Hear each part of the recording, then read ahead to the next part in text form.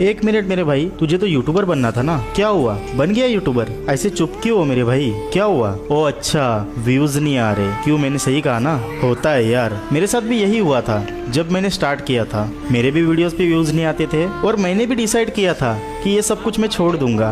लेकिन एक दिन ना जब मैं सो रहा था ना, तब मेरे माइंड में ना एक बात आती है, मुझे तो एक यूट्यूबर भी बनना है और मुझे अपने माँ बाप को प्राउड भी फील कराना है। और उसी दिन मैंने उठ के खुद से ये डिसाइड किया कि लाइफ में चाहे जो भी हो जाए लेकिन मेहनत को रोकना नहीं है। और उसी दिन से मैंने मेरे मेहनत को लगातार जारी रखा और वापिस से वही चीजें शुरू हो गई, व्यूज ना आना, लोगों का हंसना, लोगों का मजाक उड़ाना। लेकिन इस बार मैं कमजोर नहीं था। मैंने मेरे माइंड में एक बात तो फिट कर ली थी कि चाहे जो भी हो जाए, कोई कुछ भी बोले, लेकिन मेरे मेहनत को मैं रोकूंगा नहीं। मैं सच बता रहा हूँ, नींद पूरी ना होना, हालत खराब होना, ये सब कुछ मैंने फेस किया। मैं सच बता रहा हूँ, कंटिन्यू 1 साल तक मैं कहीं घूमने को नहीं गया था और मैं